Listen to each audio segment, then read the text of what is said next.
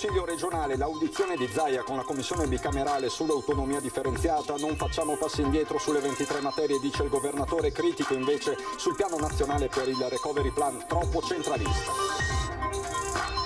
L'attesa svolta sulla presenza della famiglia Benettoni in Autostrade per l'Italia, poco meno di 3 anni dalla sciagura del ponte Morandi, oggi ufficializzata la cessione allo Stato.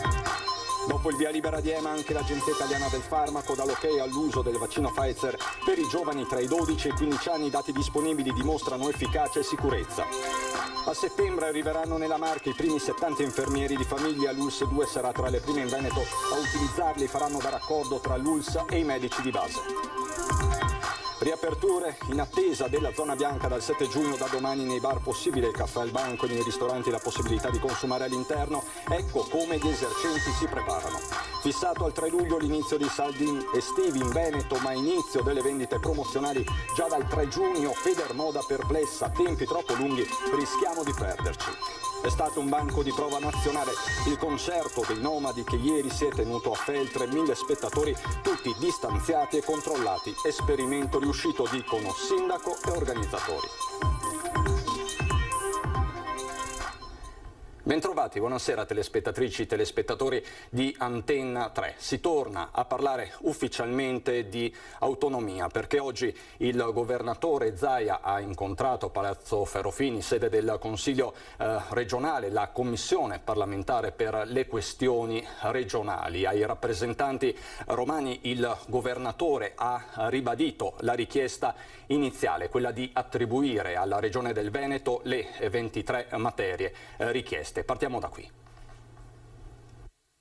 Noi confermiamo la nostra richiesta. 2.273.000 veneti sono andati a votare per un sì all'autonomia e per garantire nuove forme e condizioni particolari di autonomia al Veneto e che non prescindono dalla richiesta sulle 23 materie.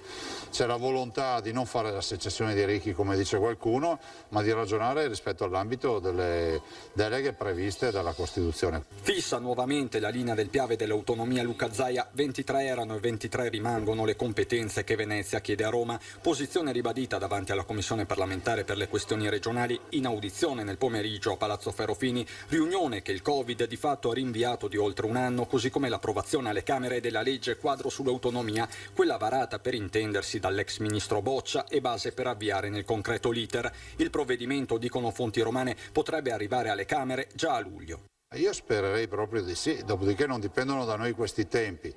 Certo è che noi vogliamo che ci sia questa azione. Non si sbilancia sulla data, ma promette comunque tempi celeri la Presidente della Commissione parlamentare Corda. Noi come Commissione bicamerale non possiamo fare altro che dare nuovo impulso ovviamente a questo processo, perché purtroppo c'è stato questo evento gravissimo della pandemia che ha bloccato un pochino i lavori parlamentari e anche i nostri, ahimè. Infatti oggi abbiamo ripreso una missione che era stata purtroppo annullata a causa Covid.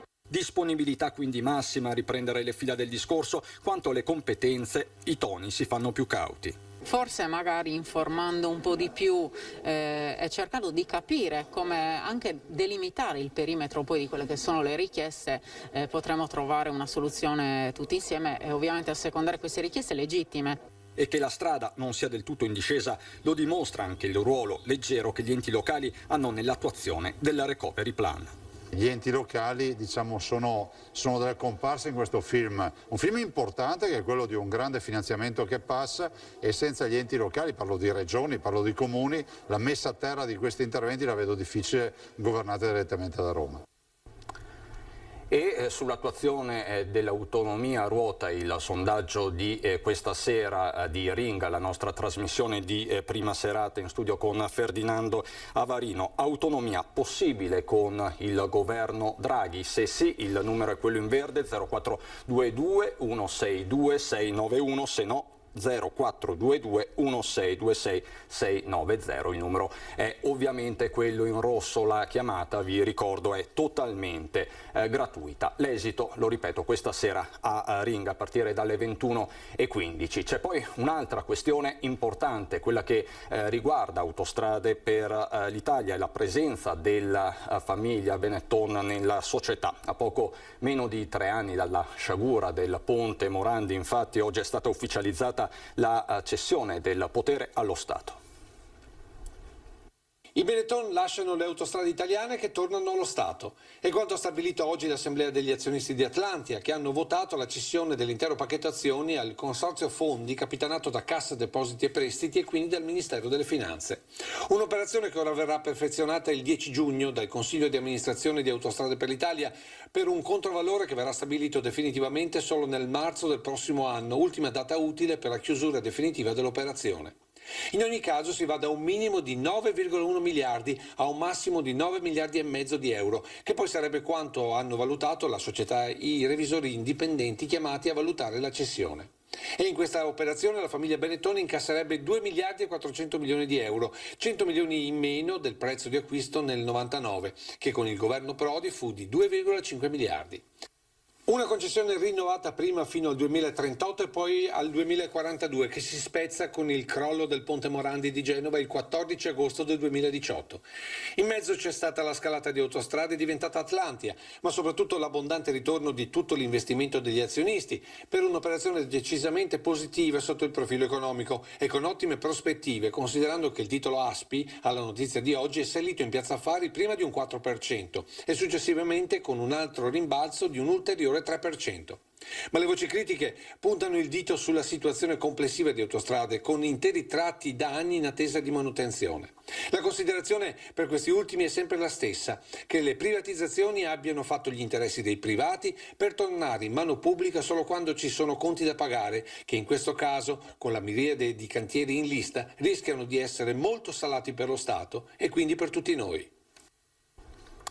C'è poi il caso Veneto Banca con l'ennesima udienza andata in scena oggi in tribunale a Treviso. Nella grande maggioranza dei casi chi aveva aderito all'aumento di capitale da 490 milioni lanciato da Veneto Banca nel 2014 aveva una posizione di fragilità contrattuale nei confronti dell'istituto. Lo ha detto l'ispettore della Consob Ernesto Quarto, chiamato a testimoniare nell'ambito del processo contro l'ex amministratore della Banca Popolare di Montebelluna Vincenzo Consoli. Il prospetto per l'operazione di aumento di capitale necessaria per consentire alla banca di tornare al di sopra della soglia minima patrimoniale richiesta dalla vigilanza fu trasmesso alla Commissione il 14 maggio 2014 e diede luogo a una serie di interlocuzioni con la banca e con Banca Italia che si conclusero con l'approvazione della ricapitalizzazione il 25 giugno successivo. Il testimone ha aggiunto come il software adottato per verificare l'adeguatezza degli investimenti in azioni di clienti in relazione alle rispettive situazioni economiche e finanziarie nella raccolta per l'aumento di capitale abbia avuto un utilizzo molto marginale. Questo quindi l'esito dell'udienza di oggi nel caso Veneto Banca. L'Agenzia del Farmaco Italiano, l'AIFA, ha dato l'autorizzazione poco fa all'uso del vaccino Pfizer per immunizzare dal Covid i giovani tra i 12 e i 15 anni. La decisione arriva dopo l'ok dell'EMA, l'Agenzia Europea, del 28 maggio scorso.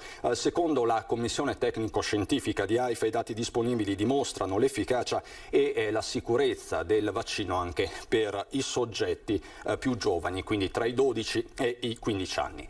Di vaccini ha parlato questa mattina, tra l'altro a Monastier, il direttore generale dell'ULSS 2 Benazzi, che ha annunciato importanti novità sul fronte della medicina del territorio. Arrivano infatti nella Marca gli infermieri di comunità. Noi partiremo con settembre con l'infermiere di comunità in modo tale da che sia un raccordo, un trade union tra l'ospedale, il territorio e il medico di famiglia, ma in particolare un infermiere che fa prevenzione, che porta la cultura della prevenzione e segue tutti i pazienti cronici. Si chiamano infermieri di comunità o anche di famiglia e sono la nuova frontiera della medicina del territorio dopo che l'ULSS 2 ha ottenuto l'ok per la loro assunzione dal CRITE e la Commissione regionale degli investimenti. Noi stiamo parlando alla fine di circa una settantina di assunzioni di infermieri di comunità che poi avranno ovviamente il ruolo all'interno del territorio, coordinati dal medico di famiglia e dal distretto sanitario.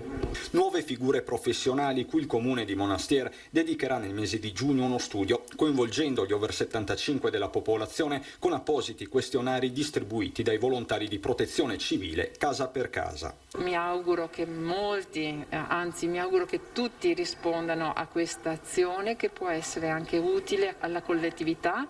Stili di vita, cronicità, esigenze di assistenza, i punti oggetto dell'indagine che sarà condotta da una laureanda di scienze infermieristiche che all'infermiere di famiglia sta dedicando la propria tesi. Sicuramente l'anello mancante in questo momento è quella figura che ci permetterà di creare una rete sociale più coesa. Di certo la pandemia è stata uno spartiacque per l'intera professione. L'infermiere ha toccato sul vivo esperienze forti, pesanti, drammatiche.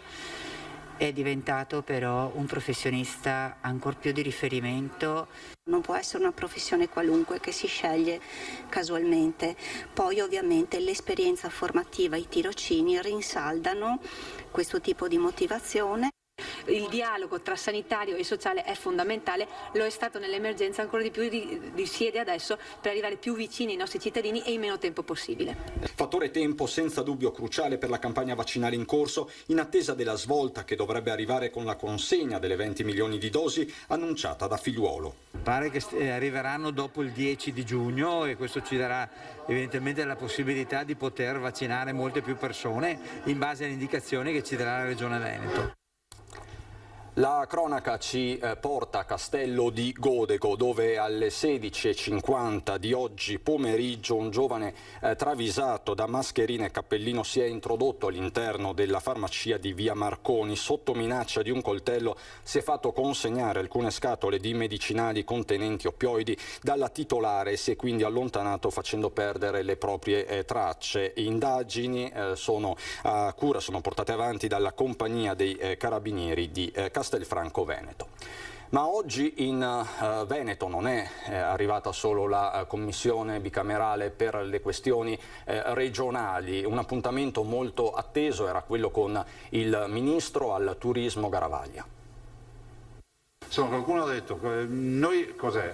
Tutte le cose che abbiamo in giro per il mondo si trovano. Da noi c'è una particolarità, ci sono tutte. Con i suoi 72 milioni di presenze, con il 67% di turisti stranieri e un fatturato da 18 miliardi di euro, il Veneto è la prima regione turistica d'Italia. Un ruolo riconosciuto anche dal ministro Massimo Garavaglia, che stamane è arrivato a Venezia per un confronto con il presidente Zaia. Una cosa che ho capito da questa visita è che il Veneto è il turismo, è vero, c'è tutto. E anche è un momento particolare perché adesso siamo nel momento della ripartenza e dobbiamo partire veramente veloci. Il ministro al turismo ha anche incontrato gli operatori del comparto che hanno presentato le loro richieste per una ripartenza davvero veloce. È stato un incontro operativo e concreto come sono i veneti, ha detto Garavaglia.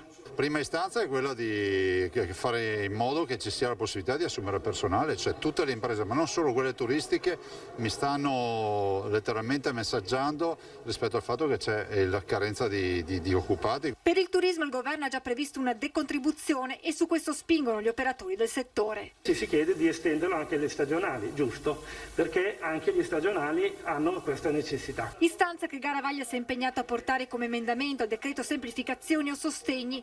Turismo, ha spiegato Zaia, che ha un ruolo fondamentale per l'intero tessuto economico. Il turismo è un elemento di comunicazione eccezionale, straordinario e quindi porta il Veneto in giro per il mondo e quindi tutti i nostri imprenditori degli altri comparti riescono a trovare delle vie di entrata nei mercati grazie anche alla conoscenza dei nostri territori. Al centro del confronto anche le regole per viaggiare, con il Green Pass che dal 15 giugno dovrebbe diventare elettronico e con la proposta della Commissione europea perché sia valido dopo 14 giorni dall'ultima dose di vaccino o 180 giorni per i guariti. E ancora la richiesta di eliminare il tampone per i turisti extra UE che arriveranno in Italia. Abbiamo chiesto al ministro Speranza di togliere il tampone per chi è vaccinato, perché se uno è vaccinato perché gli devi fare il tampone. Sono 9 milioni gli italiani che si sposteranno per il ponte del 2 giugno, mentre il 54,5% dei nostri connazionali ha già prenotato o ha l'intenzione di fissare le vacanze in Italia, il 10% in più rispetto al 2020. L'obiettivo ora è quello di intercettare i turisti stranieri. Se riusciamo a sbloccare il tema dell'incertezza che molti stranieri hanno per venire qui, che hanno paura della quarantena o quant'altro, decisamente si va avanti. Un'ultima battuta battuta il ministro la fa sul tema autonomia legata al turismo. L'autonomia dà una spinta in più, dà più voglia di fare, più voglia di fatturare. E da domani intanto si torna a pranzare all'interno dei ristoranti, anche questo un piccolo passo importante verso la normalità. Terrete i posti fuori adesso che potete avere, diciamo, i clienti all'interno? Certamente, lo spazio ci è stato concesso fino a fine anno e ci auguriamo di poterlo avere anche per il prossimo. Sono i plateatici e in genere i giardini esterni per bar e ristoranti, uno degli aspetti della rivoluzione nelle nostre comunità provocata dal contagio, perché nonostante dal 1 giugno tornino utilizzabili gli spazi interni, più nessuno è disposto, almeno al momento, a rinunciare a ciò che finora gli ha permesso di tirare avanti. Ne sa qualcosa Giacomino con il suo incontro, qui nonostante i distanziamenti e separati, nulla da fare dentro per i clienti, imponendogli di utilizzare questo spazio tra Porta Altinia e Ponte sul canale delle Mura. In tutta una quarantina di posti che coprivano l'assenza degli oltre 70 all'interno. Per questo volto storico il ritorno anche all'interno è fondamentale per far quadrare i conti. Un respiro grande, siamo qui che la attendiamo con molta ansia, che io ho provato l'ansia.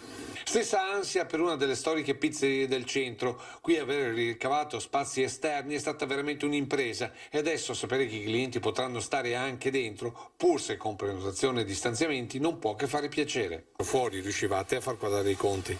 No, fuori, anche perché comunque lo spazio non è eccessivo. Lavoro duro di conquistare i clienti oramai abituati alla consegna a domicilio. Continuano a ordinare di più, cioè a lavorare di più con l'asporto, si continua, perché e tanti comunque ancora in, come si dice, smart working, perché comunque hanno ancora paura. E per ultimo, ma non meno importante, con le nuove regole oltre ai pranzi e cene all'interno si torna anche per i caffè da consumare al banco e tra l'altro senza più rimproveri. E senza sentirsi invitati all'esterno, che chi l'ha presa bene, chi ha un po' tirato il naso in tutto questo periodo.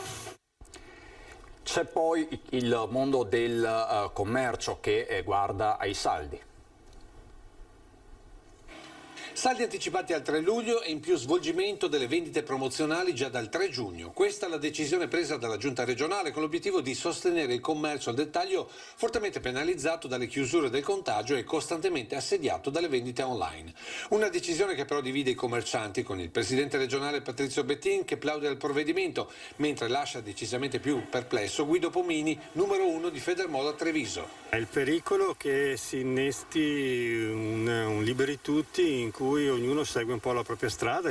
Sconti anticipati e a seguire saldi estivi già dal 3 luglio rischiano di azzerare i guadagni penalizzando ancora di più i commercianti. L'idea è che sì, si rischia di vendere ma senza guadagnare. Sì, questo è quello che purtroppo potrebbe succedere. Non conto se lo fai per un mese e mezzo d'estate, come era successo l'anno scorso, agosto e settembre, ma se sei costretto a farlo già magari a metà giugno, devi tirare fino a settembre, magari la merce ti esce dal magazzino, però tu non guadagni. Secondo Pomini era meglio seguire le richieste che Federmoda aveva fatto alla regione. In Confederazione Moda Italia si era individuato il 17 luglio come una data di mezzo che potesse mettere d'accordo chi voleva partire prima e chi voleva partire dopo, però evidentemente, come spesso succede, le date di mezzo sono date che non piacciono a nessuno. Ecco, chi è che ha anticipato? Ma sembrerebbe che su questo abbia spinto molto la Lombardia, il Piemonte, quelle regioni che storicamente partono prima e che anche quest'inverno infatti sono partite, mi pare, appena dopo l'Epifania. Ora non resta che sperare in tanta clientela, magari attratta anche dalle aperture serali e dall'annullamento del coprifuoco alle 23.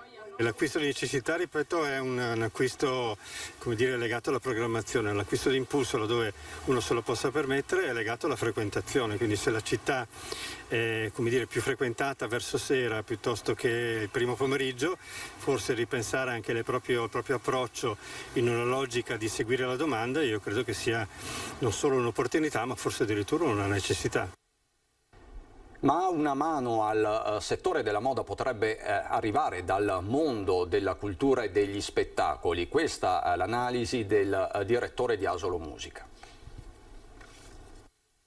Abbiamo scoperto che da una parte questo anno di lockdown ha creato delle competenze da parte di un pubblico che usa l'internet, usa l'informatica in maniera strepitosa, e una voglia di essere presenti ai concerti. Cambiamenti dettati dal contagio che hanno modificato definitivamente le nostre abitudini, e l'analisi arriva da chi nel giorno delle aperture anche all'interno di bar e ristoranti chiude un'intera rassegna di concerti dentro a questa chiesa di San Gregorio.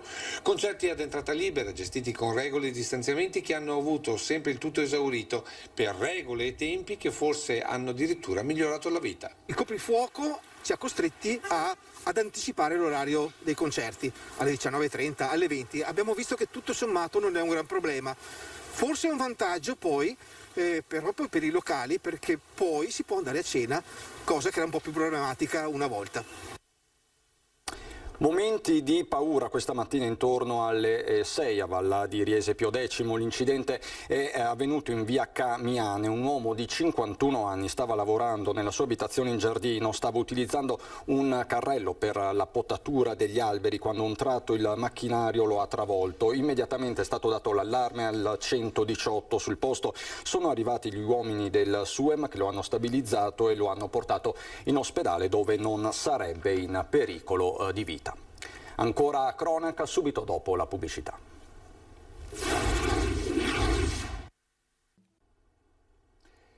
Di nuovo in diretta per parlare dello sciopero del trasporto pubblico locale indetto per domani su tutto il territorio nazionale, compresa la Marca.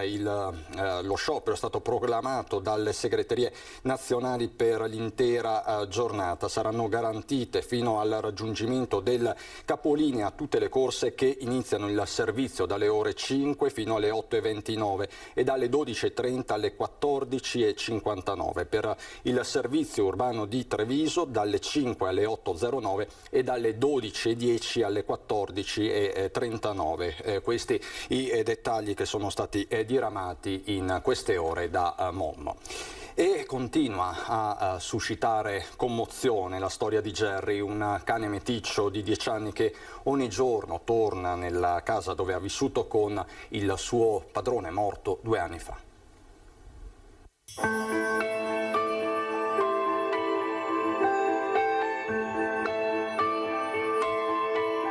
Ogni giorno parte dalla sua nuova casa e va verso l'abitazione dove ha vissuto per tanti anni assieme al suo padrone. Un amore incondizionato, quello di Jerry, che un giorno di 2 anni fa lo ha visto andare via, ma non l'ha visto più tornare. Bruno è morto in ospedale per una malattia. Il mio fratello viveva come si dice, proprio affiatato col suo cane, perché guaia se non aveva il cane da vicino. E dopo che lui è mancato, il cane l'abbiamo sentito per diversi giorni che veniva vicino a casa nostra a piangere, insomma, ecco, cercava il padrone. Jerry è fortunato perché ha trovato un'altra famiglia che lui in realtà già conosceva, la sorella di Bruno ed il marito, che lo hanno accolto, ma lui da quel giorno non ha mai smesso di sperare. Lui va anche più di una volta al giorno, e non è che sia tutte le mattine, ma va tutti i giorni lui va. Guarda, gira, guarda le stanze, se trova quello che non c'è.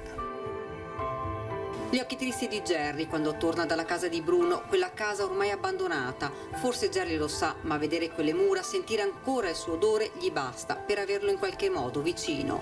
Non solo, ma Jerry non ha mai dimenticato quello che faceva con Bruno e ogni venerdì aspetta anche l'altro fratello Renato.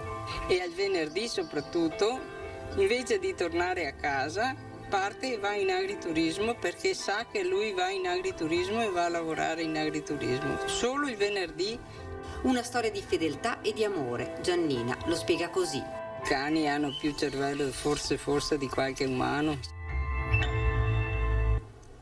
Andiamo adesso a Belluno.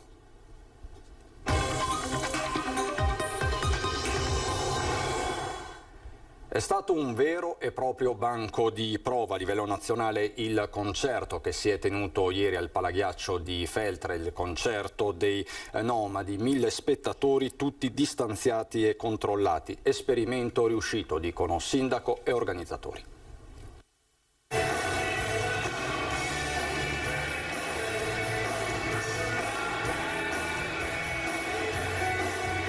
Vuole vivere il mondo della musica in Italia e lo fa partendo da Feltre con i Nomadi, una delle band più amate di sempre. Quello di domenica pomeriggio al Palaghiaccio, tra distanziamenti e misurazione della temperatura, è stato il primo vero grande concerto dopo mesi di silenzio, un test nazionale completamente riuscito e destinato a fare scuola in questa estate 2021. Si è svolto tutto al meglio, c'era il tutto esaurito, quindi vuol dire che c'erano le 1000 persone che sono consentite dalle normative.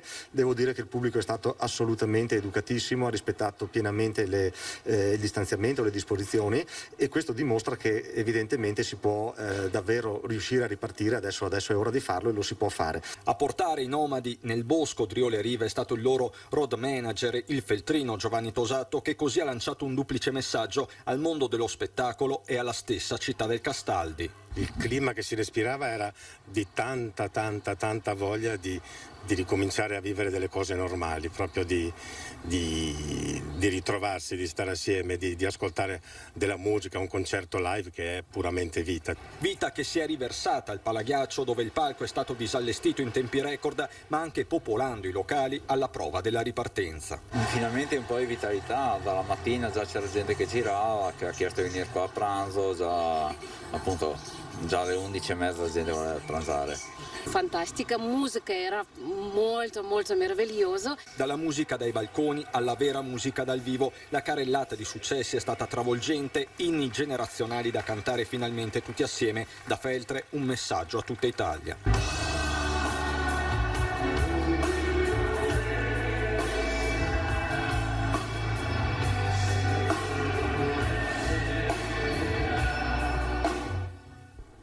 Davvero memorabile. Prima dose di vaccino invece fatta per il ministro per i rapporti con il Parlamento Federico D'Incà, che oggi pomeriggio si è recato al Palasport di Sedico. Voglio ringraziare il personale in servizio per la professionalità e la gentilezza. Per me è stata una grande emozione perché ho ripercorso tutti i momenti di sofferenza di questi ultimi 15 mesi, da quando la pandemia ha colpito così duramente il nostro paese e il mondo intero. Da qui l'appello del ministro Bellunese: se tutti ci vacciniamo riusciremo prima a ritornare alla normalità. A Belluno città che è sempre più luogo delle rondini. La conferma arriva dall'ultimo censimento dei nidi effettuato. Se non ci fai caso, magari non te ne accorgi, ma sotto i portici del centro storico di Belluno ci sono ben 154 nidi di rondine, contro i 140 censiti nella primavera del 2020. Di questi 43 risultano utilizzabili, una quindicina in più di un anno fa. Intanto la rondine è un indicatore biologico importantissimo. Dove ci sono le rondini c'è un ambiente sano. Proprio per questo Provincia e Comune hanno portato avanti anche quest'anno alcune iniziative collaterali al censimento, come la posa di ombrelli e tappetini antiguano, che servono sia ad evitare la sporcizia che cade ai nidi, sia a segnalare la presenza delle rondini sotto i portici del centro. A fine giugno verrà ripetuto il censimento per capire quanti nidi potranno arrivare alla seconda covata. Le rondini a Belluno, abbiamo appena visto dai dati che ci hanno presentato i nostri ricercatori, stanno bene, in controtendenza rispetto al trend nazionale europeo che invece li vede in forte diminuzione. E quindi è un patrimonio che abbiamo a livello proprio comunale, della città di Belluno, che dobbiamo tutelare, conservare e valorizzare. Oltre al monitoraggio, il progetto tende a salvaguardare la riproduzione sia di rondini che di rondoni, informando i proprietari degli edifici, invitandoli a non distruggere i nidi, a segnalarne la preziosa presenza scrivendo una mail a sostenibilità@comune.belluno.it, a effettuare eventuali lavori edili fuori dal periodo di cova.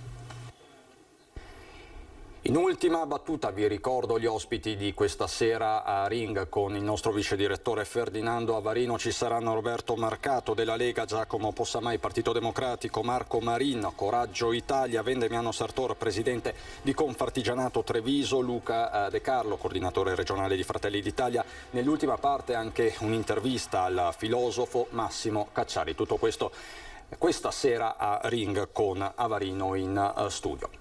È tutto anche per questa edizione, vi lascio alle previsioni del tempo, buon proseguimento di serata.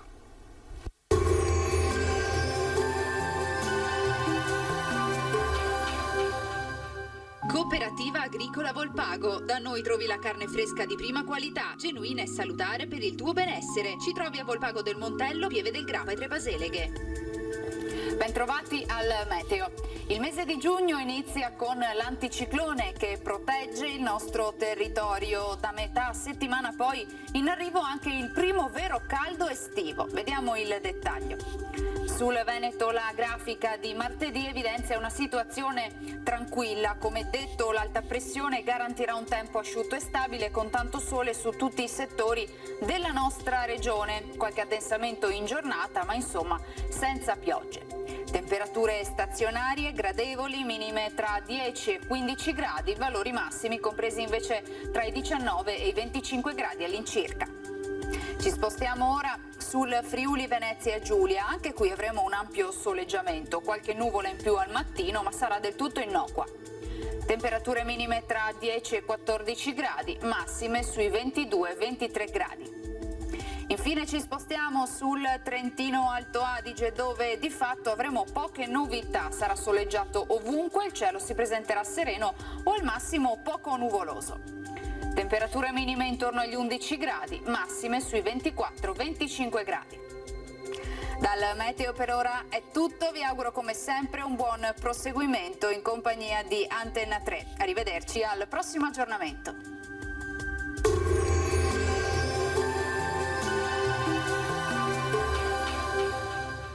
Cooperativa Agricola Volpago. Da noi trovi la carne fresca di prima qualità, genuina e salutare per il tuo benessere. Ci trovi a Volpago del Montello, Pieve del Grappa e Tre Baseleghe.